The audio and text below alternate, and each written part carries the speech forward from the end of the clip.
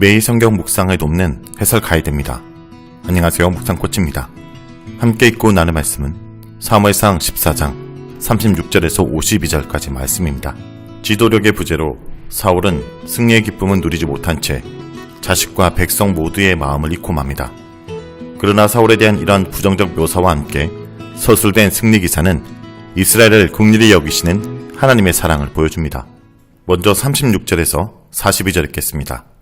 사울이 이르되 우리가 밤에 블레셋 사람들을 추격하여 동틀 때까지 그들 중에 탈취하고 한 사람도 남기지 말자.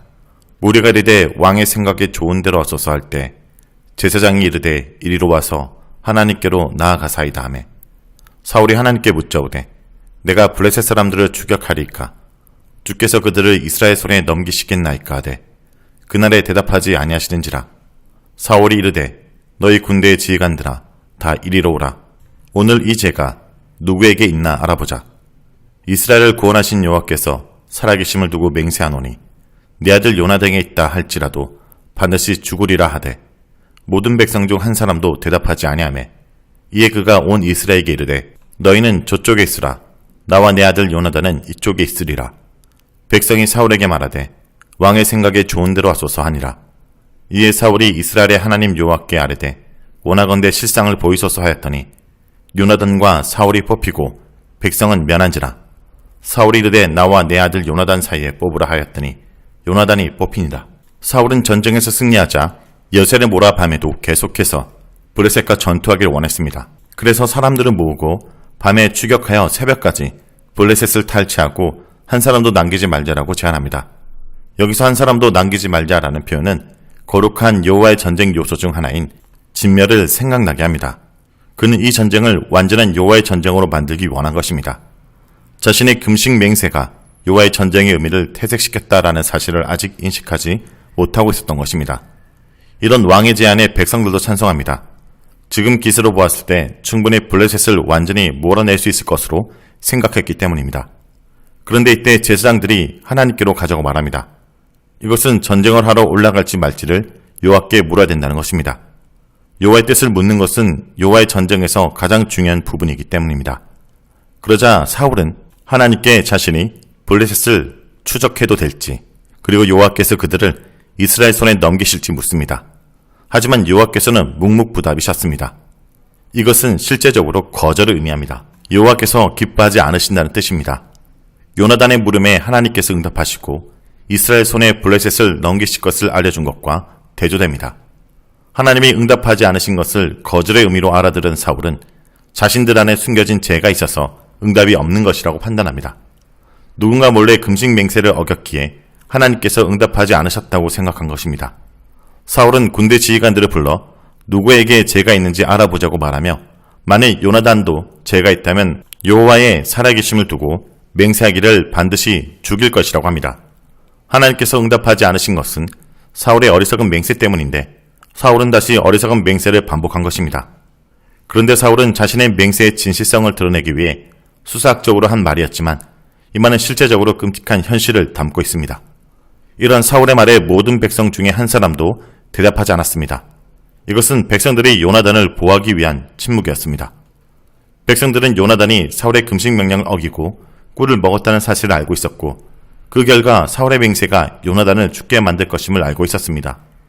이 사실은 백성들과 모든 이들이 알고 있지만 오직 사울만 모르고 있습니다.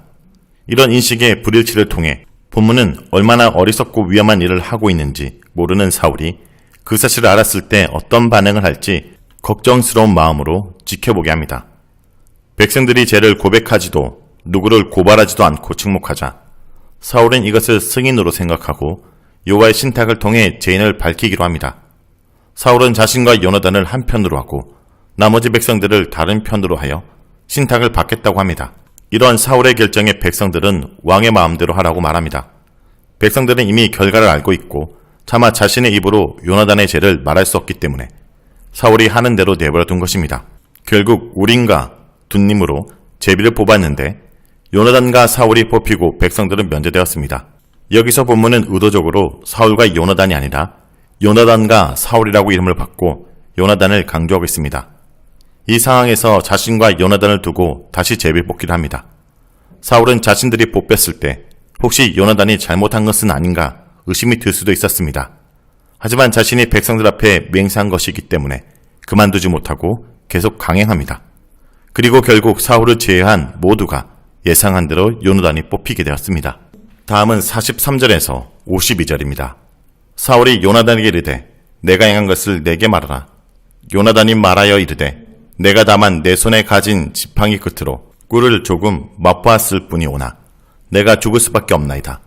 사울이 이르되 요나단아 내가 반드시 죽으리라. 그렇지 않으면 하나님이 내게 벌을 내리시고 또 내리시기를 원하노라 하니 백성이 사울에게 말하되 이스라엘의 이 큰 구원을 이룬 요나단이 죽겠나이까. 결단코 그렇지 아니하나이다.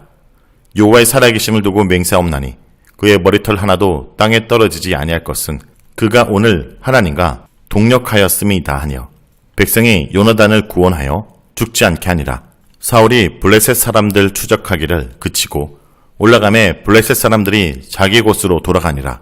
사울이 이스라엘 왕위에 오른 후에 사방에 있는 모든 대적 곧 모압과 암몬 자손과 에돔과 소바의 왕들과 블레셋 사람들을 쳤는데 향하는 곳마다 이겼고 용감하게 아말렉 사람들을 치고 이스라엘을 그 약탈한 자들의 손에 건졌더라. 사울의 아들은 요나단과 이스위야, 말기수아요.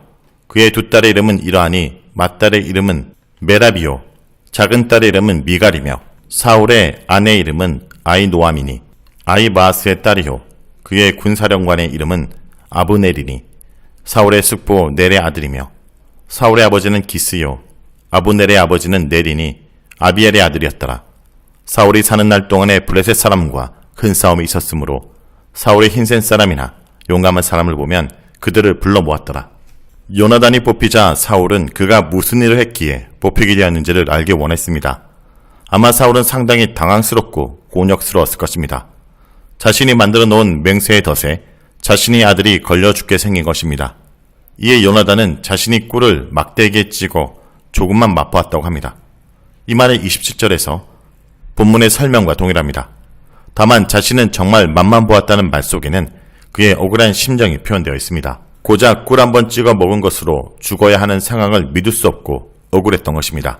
보소서 내가 죽어야만 합니다. 라는 말은 자신이 기꺼이 죽겠다는 의미보다는 자신이 죽어야 한다는 사실을 믿지 못해 정말 죽어야 하는지 아버지 사울에게 묻는 것으로 볼 수 있습니다. 영어 성경 NIV는 이런 의미를 내가 죽어야 합니까로 번역하고 있습니다. 이에 대해 사울은 요나단에게 반드시 죽어야 하며 그렇지 않으면 자신의 맹세대로 자신이 여호와께 벌을 받게 될 것이라고 말합니다. 자신이 하나님께 맹세한 것이 있기 때문에 요나단을 죽이지 않으면 자신에게 재앙이 온다는 것입니다. 1차적으로는 하나님께 맹세하였기 때문에 비록 아들이라도 맹세는 지켜야 한다고 말하는 것으로 보입니다. 하지만 이면적으로 사울은 백성들 앞에서 공개적으로 맹세한 것이기 때문에 이 맹세를 철회할 경우 왕으로서의 체면에 크게 손상될 수밖에 없었습니다. 이러한 상황에서 그는 요나단을 죽이고 왕으로서 자신의 명예를 지키고 재앙을 피하고 싶었던 것입니다. 이런 사울의 모습은 맹세를 통해 자신의 딸을 죽음의 위기로 몰아넣은 입다의 모습과 동일합니다.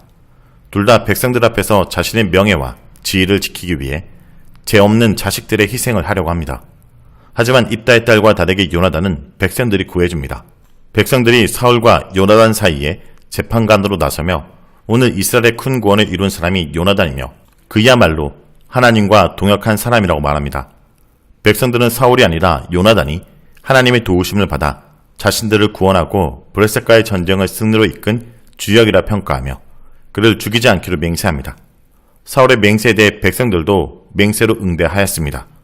사울이 비록 금식을 맹세하고 하나님 앞에 맹세를 갚는 등 매우 신앙적인 것으로 행동하고 있는 것 같지만 백성들은 하나님을 의지하여 단 둘이서 블레셋 진영을 쳐들어간 것과 이로 인해 이스라엘이 블레셋을 크게 이기게 한 것이 진정으로 하나님의 마음에 합한 행동이라고 평가한 것입니다. 백성들의 이런 평가는 곧 하나님의 평가로 볼 수 있습니다. 사울의 맹세 자체가 잘못이기 때문에 요나단을 죽이면 오히려 죄를 더하게 되는 것입니다. 사울에게는 백성들의 말을 듣고 자신의 잘못을 깨닫고 하나님 앞에 자신의 어리석음을 회개하는 것이 올바른 해결책이었을 것입니다. 하지만 사울은 회개하지 않았고 자신이 맹세한 저주 아래 놓이게 됩니다. 그리고 브레셋과의 전쟁은 완성되지 못하고 여기서 끝나게 됩니다. 전쟁이 갑작스럽게 끝나는 것을 통해 사울의 어리석은 맹세가 블레셋을 완전히 몰아넣을 기회를 놓치게 만들었음을 암시하고 있습니다. 우리는 사울의 어리석은 맹세를 보면서 아무것도 맹세하지 말라는 예수님의 말씀을 잘 기억해야 할 것입니다. 47절에서 48절은 사울이 왕위에 있는 동안 치른 전투에 대한 요약으로 사울이 많은 적들과 전쟁을 하며 이스라엘의 구원자로서 역할을 충실히 수행했다라고 사무엘서는 최종적으로 평가해주고 있습니다. 비록 그가 하나님 보시기에 신실하지 못하고 다윗을 죽도록 미워하였지만 기본적인 왕으로서의 임무를 수행했다라는 것입니다. 49절에서 51절은 그의 가족과 군대 장관의 이름이 나오는데 이 이름들은 후에 다윗의 이야기 속에서도 계속 등장합니다. 그리고 52절에 사울이 왕으로서 계속해서 군사력을 증강하기 위해 용사들을 모았다고 설명합니다. 이것은 후에 다윗이 골리앗을 죽인 후 어떻게 그렇게 쉽게 사울의 무기 드는 자가 될 수 있는지를 이해하는 데 도움이 됩니다.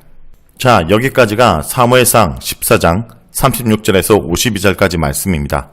오늘 말씀을 통해 우리는 무엇을 묵상하고 적용해야 할까요? 내 믿음을 가시하기 위해 가족이나 연약한 지체나 공동체를 배려하지 않는 열심은 신앙을 가장한 제약입니다. 사울은 이미 실추된 하나님께 대한 자신의 신뢰감을 회복하기 위해 안간 힘을 씁니다. 심지어 자신의 아들까지 죽어도 좋다며 맹세 준수 의지를 밝힙니다. 그는 무정한 사람입니다. 사람들 앞에 자신의 믿음을 가시하기 위해 아들의 죽음을 개의치 않습니다. 무엇보다 이것은 하나님이 원하시는 왕의 모습이 아닙니다. 그리고 백성들도 그것을 원하지 않았습니다. 오히려 백성들은 하나님께서 요나단과 함께해서 승리를 얻었다고 생각하며 사울의 결정에 반대하게 됩니다. 사울은 실상 여호와의 전쟁이 아니라 자신의 전쟁을 치르고 그 전쟁을 통해 자신이 드러났고 자신의 의를 드러내기 위해 종교적인 형태를 띄었을 뿐입니다. 혹시 우리도 종교적인 열심을 가지고 자기를 드러내고 자신의 입지를 굳히려고 하진 않습니까? 성도 여러분, 오늘 하루도 과연 내가 누구를 왕으로 섬기고 있는지 잘 돌아보길 기도드립니다.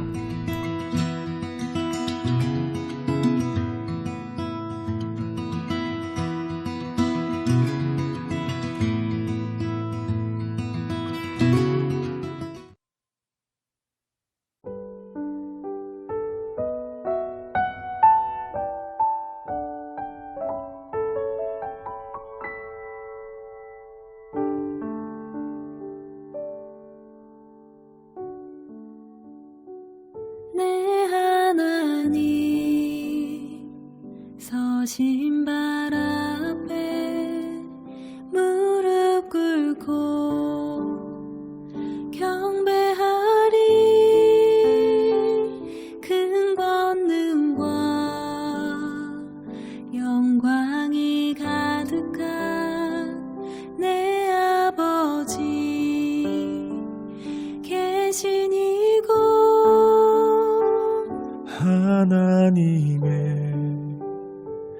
그 크신 사랑이 우리 죄를 사하셨네. 어린 양의 보혈의 은혜로 나 담대히 나아가리. 오 하나님 그 빛난 얼굴 배우며 두 손 들고 나아가리. 찬송과 존귀와 영광과 능력을 그 하늘 보좌 위에 주님께.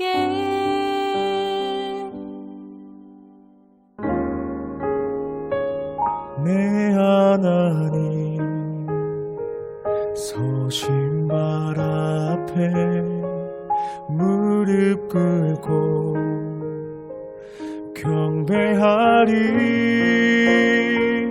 큰 권능과 영광이 가득한 내 아버지 계신 이곳. 오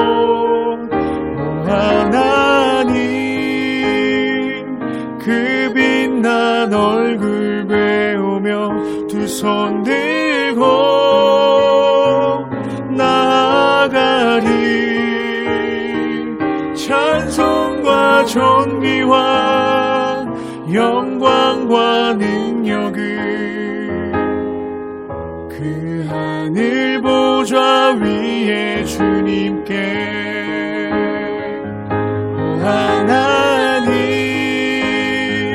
그 빛난 얼굴 배우며 두 손 들고 나아가리. 찬송과 존귀와 영광과 능력을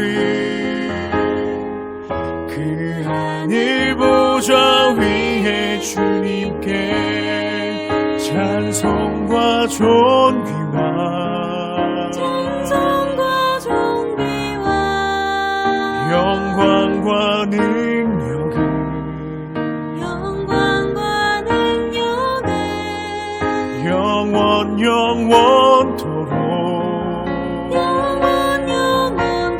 영원토록 받아 주옵소서.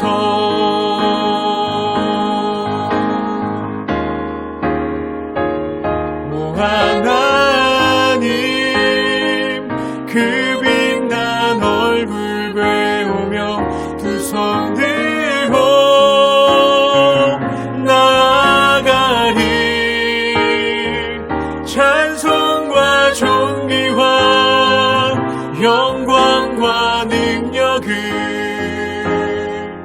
그 하늘 보좌 위에 주님께. 그 하늘 보좌 위에 주님께.